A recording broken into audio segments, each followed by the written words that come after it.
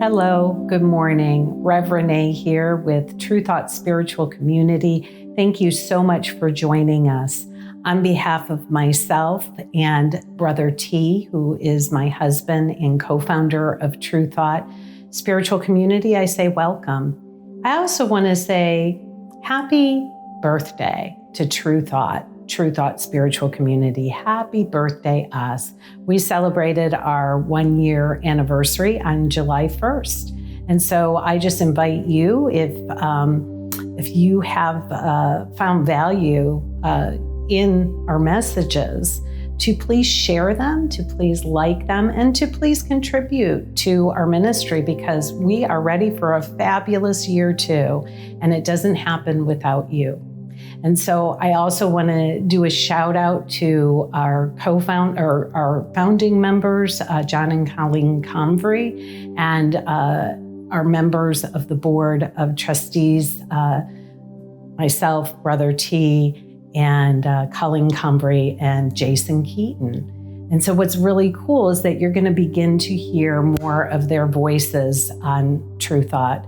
And if you haven't already, Jason Keaton delivered a message a couple weeks ago, and Rev Colleen Convery delivered a message, beautiful message called The Gift last week.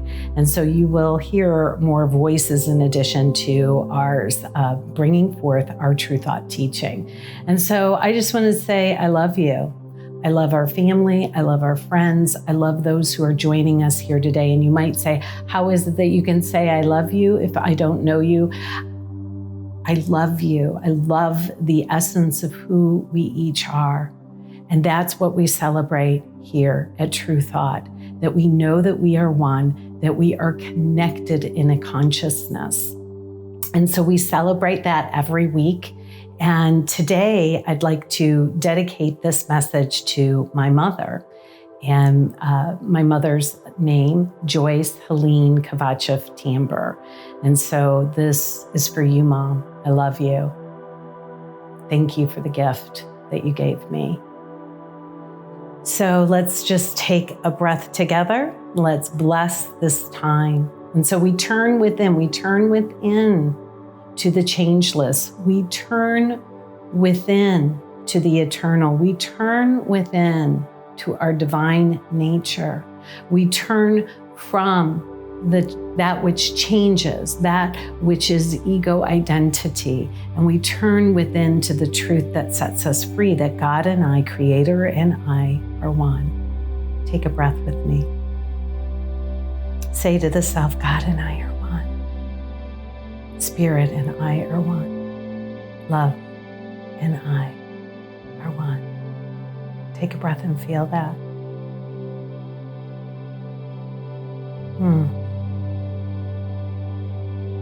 I offer my message. I offer this conversation. I offer the experience on behalf of all of us to that one, to this unified field of consciousness, where all things are possible, where there is only love as the reality of all that is, and we experience joy and joyfulness. This is what we choose in this moment, in this day. And taking a breath, I bless this time together. I call it good and very good. Something wonderful is happening. We just let it be. And so it is. Amen. Amen. Amen. So here we go. I wanted to begin with a statement that was quoted by my husband, Brother T, early on in our relationship, and what he would say to myself and to the classes that we would teach. And it would be such a profound statement. And it is this: you are perfect. You are perfect, neither behind that point of perfection nor advancing toward it. And you must see yourself therefrom. Say it with me. I am perfect. I am neither behind that point of perfection, nor am I advancing toward it. And I must see myself therefrom. Now herein lies our salvation, our freedom, our divine identity. Now, the argument of the ego is, how can the human self be perfect? It isn't. And I would agree with it, but there is a seed of perfection inherent within each of us. And it is how we were created. And it is a blessing and a joy to declare and to say, I am and remain as God created me, which is perfect. You are as God created you, which is perfect, which is eternal, which is beautiful, which is joyful and happy. And that is our inheritance. That is our birthright. That is the perfection that we are. God doesn't make the imperfect and the changing and that which does not last. God only creates of itself from love, and that is what we are. So I begin with that because in this month of July 2021, we celebrate the idea of freedom. And this is where our freedom lies. Our freedom lies in this identity that we must claim and must see ourselves therefrom. And you know, in our spiritual journeys, in our human experience, we're always looking outside of ourselves and always trying to fix ourselves. Don't you just believe that something's wrong with you at times?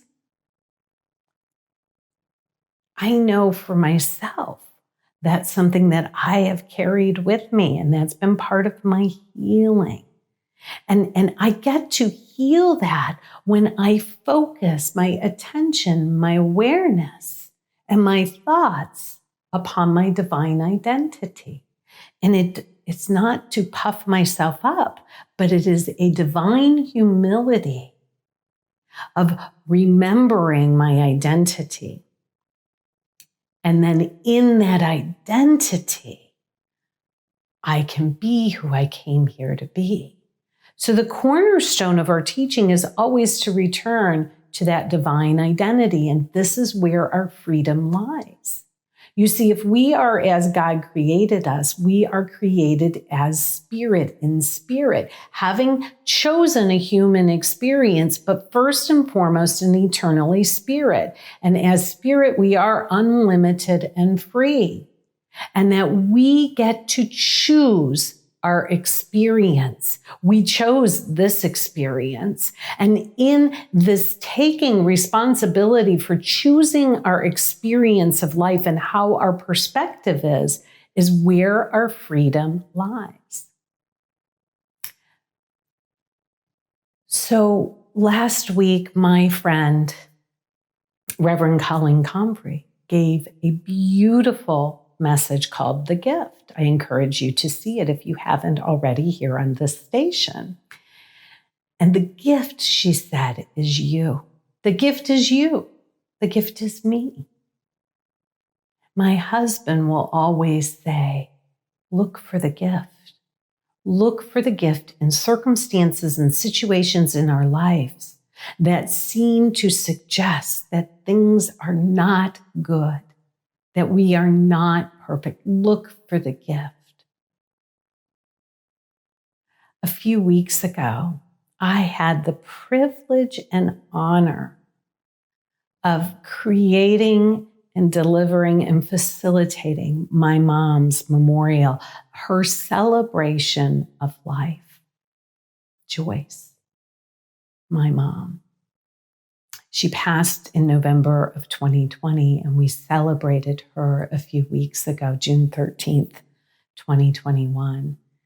And when I was asked to do this, I immediately said yes, but didn't realize that it would be challenging to do my own mother's memorial. My mother and I were very close. I loved her so much, and she was the love of my life, a first love of my life is what I would always say. I loved my mother from the moment I saw her, from the moment I was within her being. I believe I chose her to be in this experience. And so to actually do her memory brought me face to face with those ideas of death, those ideas of loss that we say are not real or true. Not that we don't experience them, but they are not the truth of our being. And so I had this opportunity to learn and to discern what were the gifts of this experience. And there were many, many gifts.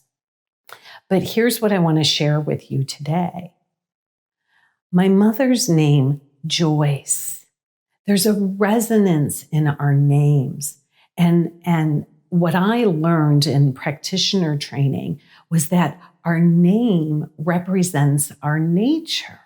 And that's why in so many cultures, individuals are and couples and tribes are conscious of how they name their children, because they know that a name carries with it a vibration, and that vibration is symbolic of the individual.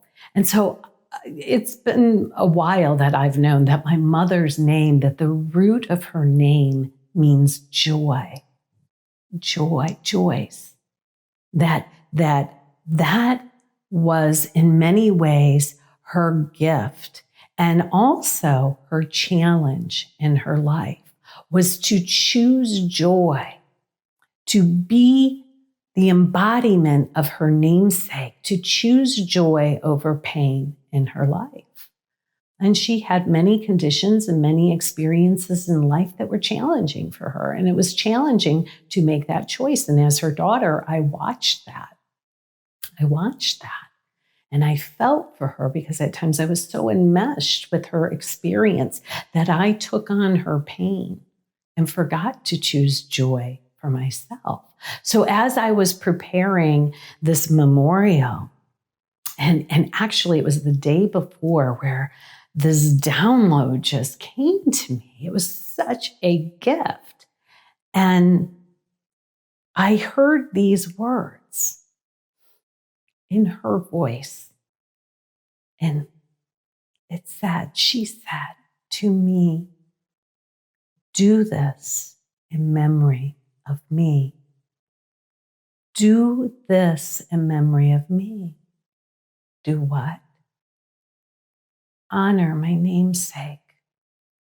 Be joy. Be joyful in your life. Choose joy instead of pain in your life. Be that embodiment. It's your birthright. It's the gift.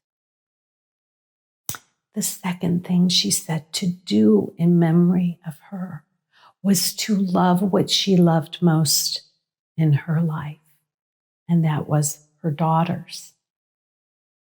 To love her daughters, to love my sisters. And the conclusion of the memorial, spoken to everyone, but to my sisters in particular, is that was the gift of my mother and my father. The gift was each other, and to love each other.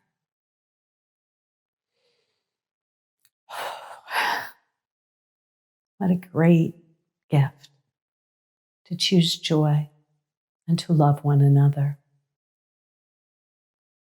Being raised a Catholic girl in the Catholic tradition, and for those of you who may not know, the phrase, "do this in memory of me," is something that we do before we receive communion, the holy sacrament of communion.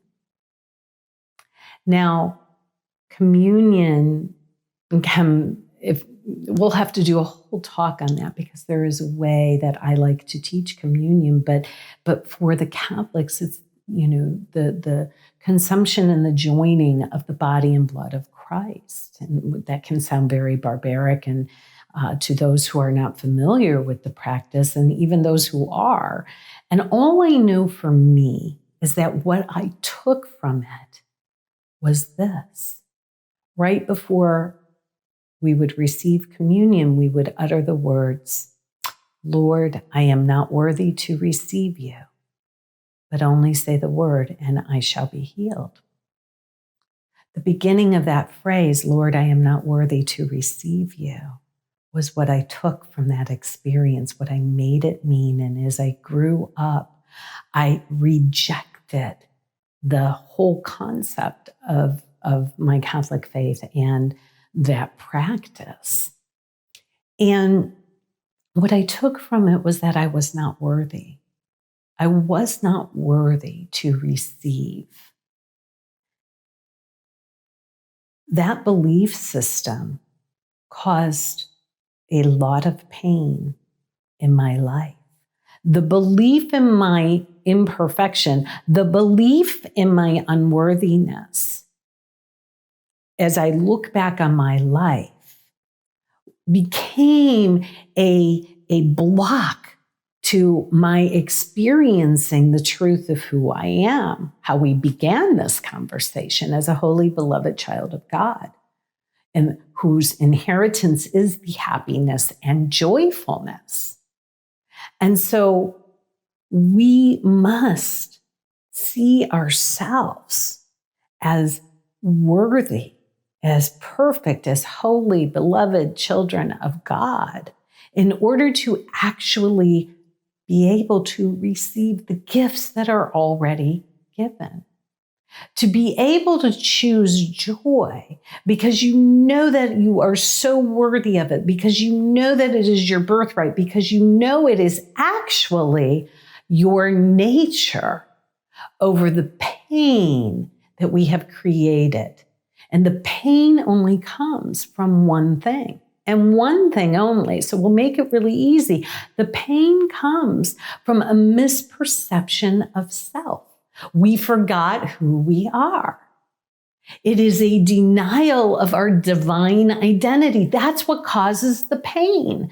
That's what causes all the pain that we experience, whether physical, mental, or emotional pain. Because that sense of denial of our divine identity separates us from our source. And that is the source of our happiness, our joy, of who and what we are and how we serve in this experience.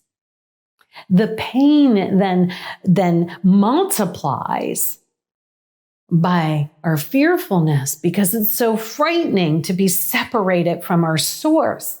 And we numb ourselves out with with addictions and with distractions and with unhealthy coping mechanisms. And that fear then multiplies and it takes form in our lives because thoughts are things. What we focus on increases.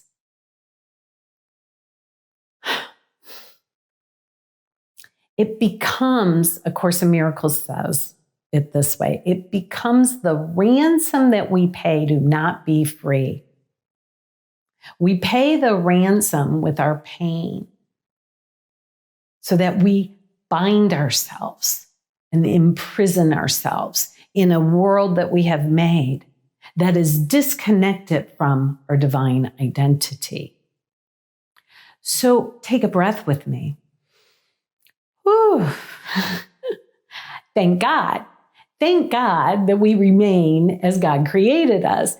Thank Creator, thank love, thank Spirit that we remain as God created, that whole drama, that whole choosing of turning away from our divine identity and believing ourselves to be unworthy, and the whole drama that becomes our life and our world that was created is nothing in God, is nothing in the mind of God, that we cannot take away one cubit of what and who we are. Thank God for this. And so we celebrate that today. And that we have the ability to think independently of circumstances.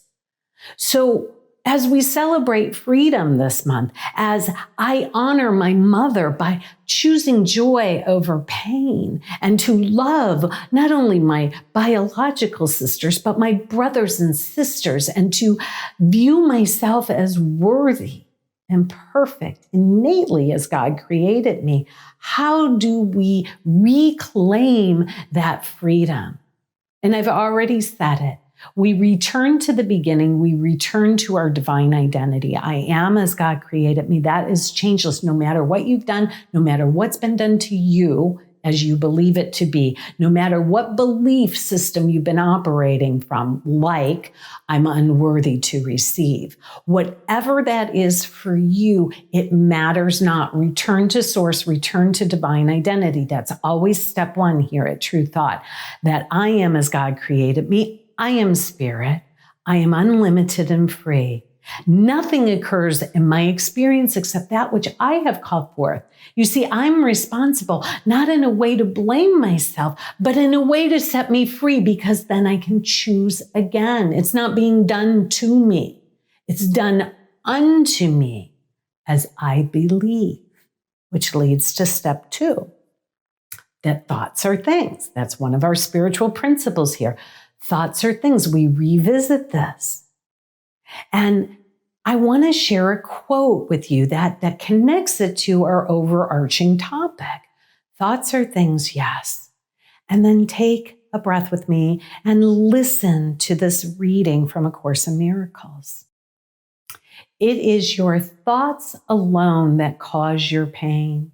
It is your thoughts alone that cause your pain. Nothing external to your mind can hurt or injure you in any way. There is no cause beyond yourself that can reach down and bring oppression. No one but yourself affects you. There is nothing in the world that has the power to make you ill or sad or weak or frail. But it is you who have the power to dominate all things, to see by merely recognizing what you are. The power comes in the recognizing, in the remembering again what you are, which is step 1, divine identity. You are Christ. That's that seed of perfection hid within each of us. Christ in potential is within each of us. Let it grow. Let that be the identity that you focus on, that we focus on. There may be argument here with the idea that nothing external to us can cause our pain, our suffering, the illnesses that we experience. It sure seems like it, doesn't it? But I am here to tell you that we have the power to choose joy over pain. Every moment we return to our divine identity and we remember that we are the creator of our experience, and we can choose new thoughts, that these thoughts are indeed things. The third aspect of this that leads us to this freedom to be able to choose joy over pain is that all of the events of the world are neutral. All of these events are neutral. If you imagine yourself to be standing in a pool of water, and that water is clear and it is still, it's almost like glass. And you're standing in this water and you're tall, and that this water represents the crystal clear consciousness, the pool of awareness of your consciousness. And that those thoughts as things are things that we drop into this pool of awareness. Now, I dropped in the pool of awareness, even subconsciously and unconsciously, I am unworthy to receive. And so I plop that in and plop that in and imagine that it ripples out, and it ripples out to reach the edges of the physical form of the world. And then, being a reflective universe, it comes back to me. And then it reflects back to me all of the reasons, all of the rationales that will support that thought form that I kerplunked into that water. Now, this is based on the Way of Mastery teaching, lesson 8 for those of you who are studying with us. But that's the thoughts are things and all events are neutral. I can just as easily begin to kerplunk into that field, that pool of awareness. I am Christ. I am beauty. I am love. I am worthy to receive. I receive the gifts of the kingdom now. I receive that which is already my inheritance. I choose joy. I release pain, and those ripples will go out, and then they'll come back, and the evidence supporting it will be revealed to me, and it will support that belief system. This is our key to freedom, that we have the power through these couple of principles. Divine identity, thoughts are things, all events are neutral. Through those principles, we actually have the freedom that is our innate nature. But we also can bind ourselves and imprison ourselves with those same principles, the thoughts are things principle. So we must begin to practice with vigilance to declare our independence from thought forms that are not true, that are lies, that are based in fear. We declare our independence from that which is false. We declare our independence from the ego thought system based in fear. We lay down our coping mechanisms that keep us safe in an unsafe world. We lay down our defenses, and we come freely and stand in that pool of awareness and be who we came here to be. We declare our independence from the world of form. We declare our independence from effects. And then we declare our dependence upon our source, upon our divine identity, that God and I are one. And we practice kerplunking into this pool, the thoughts of God, the thoughts of love. Now, my beloved brother T is going to complete this conversation next week and unpack even more for us that all events are neutral, because that can be a tough one for us. But my suggestion is this week that we just practice returning to our divine identity and practice becoming aware of the thoughts that we think, that we are kerplunking into our pool of awareness. And just notice, no blame. You see, as we do this, we can absolutely choose joy over fear and over pain. That this joyfulness is what I choose today, and I do it in memory of my mother Joyce. I do it in memory of Jesus the Christ. I do it in memory of who we are, that we've forgotten. I do these things in memory of the Christ, of the only begotten, of the source of all that is. I do this in memory of who I am and who I've always been.